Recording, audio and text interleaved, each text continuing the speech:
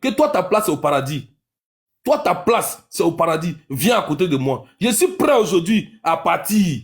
Parce que ces moments-là, il n'y a pas beaucoup de moments comme ça qu'un homme a dans sa vie. Il n'y a pas beaucoup comme ça. Aujourd'hui, si Dieu m'appelle, je m'en vais, c'est direct le paradis. Il y a un moment qui m'a appelé depuis les États-Unis. Mon fils, je m'appelle maman tant. Mon fils, je t'aime. Je n'ai pas dit c'est ma mère qui m'a appelé. J'ai dit une maman aux États-Unis. Elle a regardé le panel hier. Elle dit elle était sur le panel. Du matin jusqu'au soir. Elle a terminé le panel. Elle a cherché mon numéro. Elle a pris mon numéro. J'étais en train, dès que j'ai fini de travailler, elle m'a appelé. Elle dit mon fils, je t'aime. J'ai dit que j'ai tout gagné. J'ai tout gagné. Ce que j'ai là, il y a beaucoup actuellement qui cherchent ça avec Toche. Jusqu'à ce qu'ils ils vont pas avoir. Ils vont pas avoir. Ceux que j'ai qui me soutiennent là, ils sont prêts pour moi jusqu'à la gare. Et moi, je serai prêt pour vous aussi. On est ensemble jusqu'à la gare. Ma soeur Olivier est montée. Vous avez dit Lucas, on t'aime. Et moi, je vous aime. Et on est ensemble jusqu'à la gare. Voilà. Quand j'ouvre le panel, s'il y a quelque chose qui ne va pas, appelez-moi. Je vous ai donné, vous demandez mon numéro, m'appeler. Mon frère, notre frère, ou bien, voici ce que tu as dit. Vraiment, ça là, c'est comme ça, comme c'est dit. Je vais vous écouter et je vais m'excuser. Si je vous ai choqué, appelez-moi. Vous qui me connaissez là, appelez-moi. Ah, Lucas, tu as dit tant bien, appelez. Si, il va vous donner mon numéro, bien écrivez mon inbox.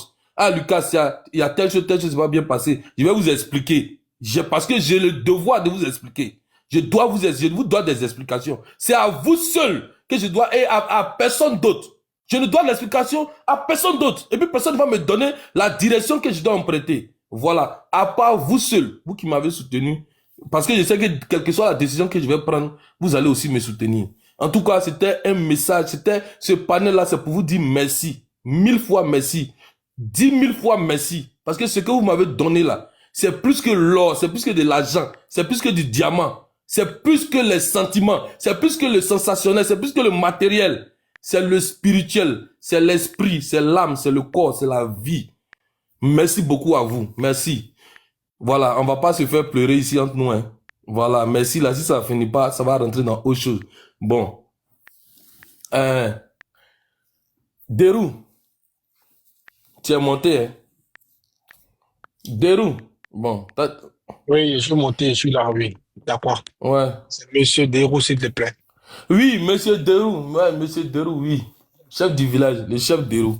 Oui. En tout Merci. cas, Merci, bonjour à je te tous. donne la parole, oui.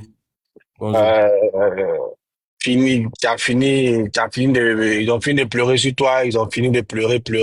On peut partir à l'essentiel. Moi, j'ai deux, Allons-y, allons-y. hier, après avoir fini d'intervenir, j'avais très mal à la tête, j'ai même pas pu terminer le match, je me suis couché. Mais tard dans la nuit, quand je me suis réveillé, j'ai fait quand même mea culpa, hein. Il y a eu deux ressentiments. Mon ressenti premier, c'était est-ce que j'avais fait la meilleure intervention? Est-ce que je me suis pas laissé emporter par, par, par les sentiments des autres? Est-ce que je me suis pas laissé entraîner par la vague? Mais en même temps, j'ai dit, bon, il est important pour moi que je revienne cet après-midi-là ou peut-être même pas sur ce live-là, mais je t'appelle pour échanger avec toi. Mais comme tu es en live et que c'est en live hier, j'ai pris la parole, j'ai deux petites questions à te poser vite fait, si tu me le permets. Vas-y, je te le permets. Ok. Tu étais dans le mouvement ADC, comme tu l'as dit hier. Tu m'as envoyé deux vidéos, une bosse que je t'avais demandé, je les ai écoutées. Ce matin encore, je les ai réécoutées, j'ai travaillé là-dessus. Alors, ma première question. Comment fonctionne un parti politique ou un groupement de partis politiques ou un groupement de personnes? Comment est-ce que ça fonctionne? Dis-moi. Bon, actuellement là, je vais te dire, hein, actuellement, toi et Mhm. moi, on est en train de parler. Mhm. Je ne suis plus membre de ADCI. J'ai rendu ma D'accord. démission. Mhm. Donc, tu as eu le temps, peut-être que c'est le temps aussi qui n'est pas venu. Parce que tu devais être là au moins avant-hier et hier. C'était la Ouais. période où j'étais en train de pleurer, où j'étais en train de m'expliquer, où j'étais en train d'essayer de faire passer la pilule. Cette période-là, elle est passée. Aujourd'hui, là, je suis requinqué, je suis dans le débat. Allons-y dans le débat. tu veux dire, et puis je vais te répondre, parce que me dire comment fonctionne un parti, mouvement, ok. Bon, voilà, bref. pour que je t'explique, Comment non, bref, ok. voilà, C'est que ça va, je moi, suis pas je dans pense ça, que voilà. hier, je suis allé vite en besoin. Moi, la seule question que, en même temps, peut-être que tu vas me répondre, quand tu parlais, quand tu parlais, est-ce que tu avais le quitus de ton premier responsable qui te donnait le droit de parler au nom du parti? Parce que tout groupement ou association, surtout en termes de parti politique, tout ce que tu dis engage la responsabilité de ton président direct ou bien engage la responsabilité de ton supérieur.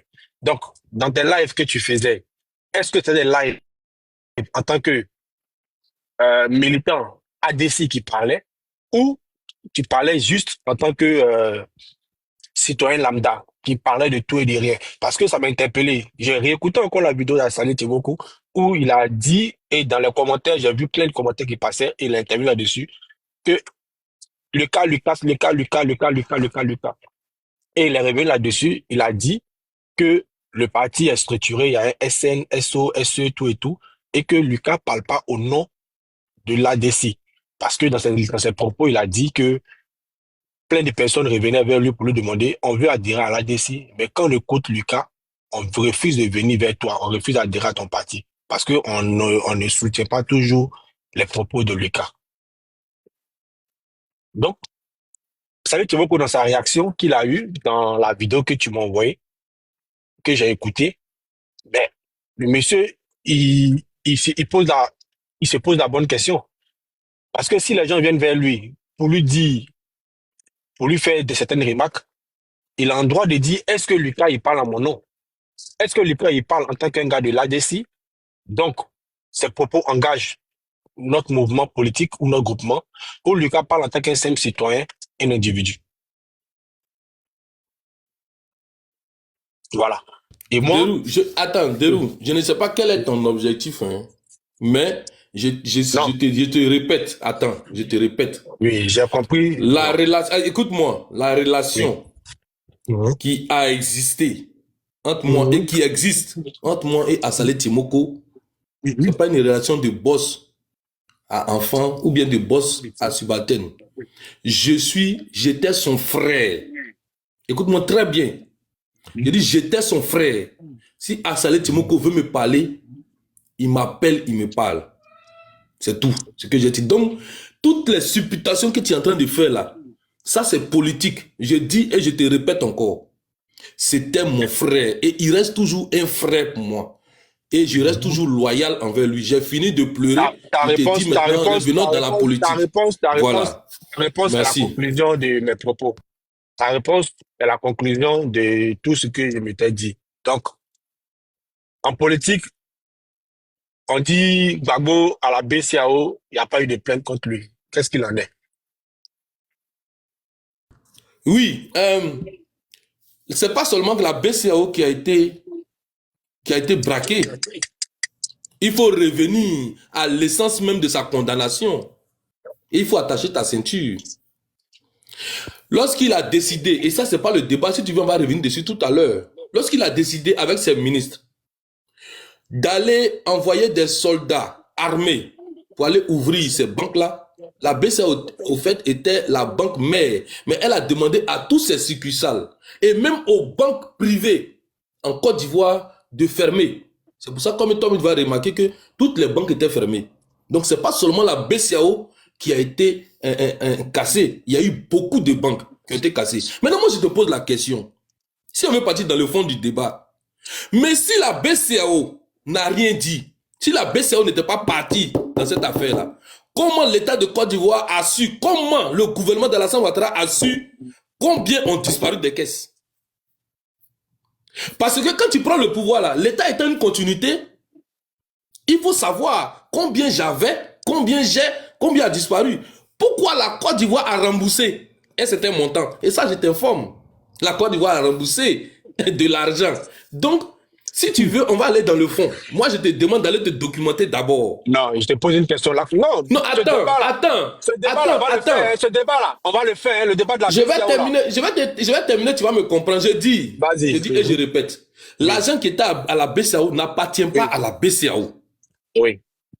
Donc, la BCA va porter plainte en tant que qui? J'ai dit, va te documenter. Quand la BCAO dit qu'elle n'a pas perdu d'argent, mais la BCAO n'a pas perdu d'argent. L'argent n'appartenait pas à la BCAO. Donc, retourne, va te documenter d'abord pour savoir comment fonctionne, comment fonctionne la BCAO. La BCAO découle de l'UEMOA. Comment fonctionne l'UEMOA?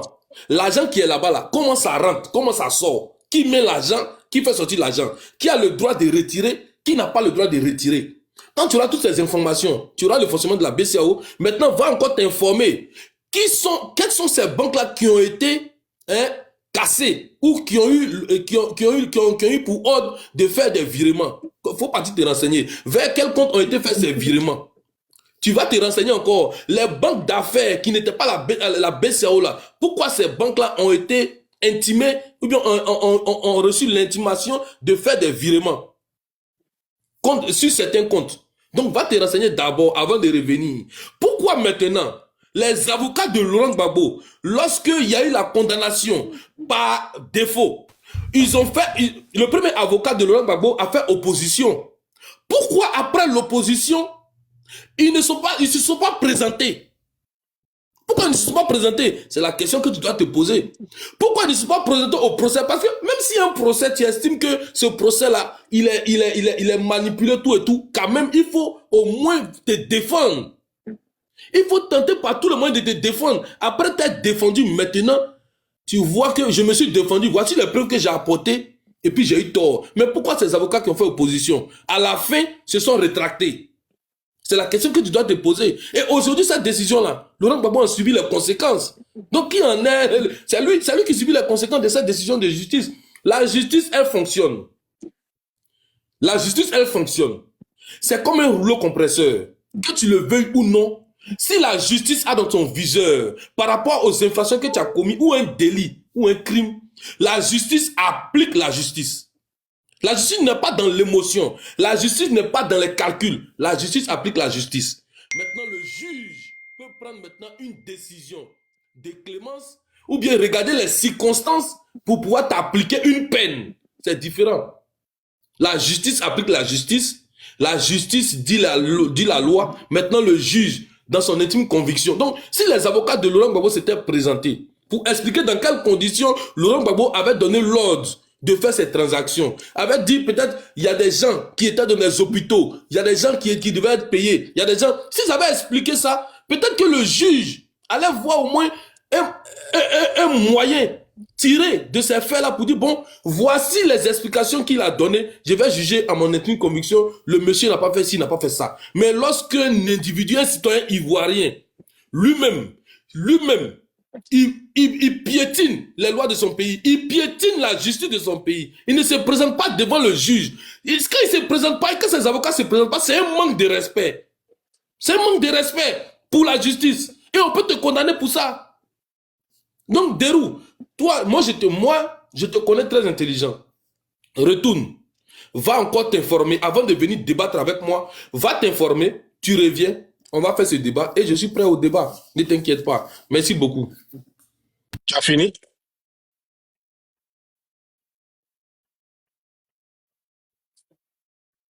Tu m'entends? Bien sûr que je t'entends, Derou. Je fais mon Ok. micro pour t'écouter, oui. Ok, merci. Tu sais, ça me fait toujours rigoler quand tu fais le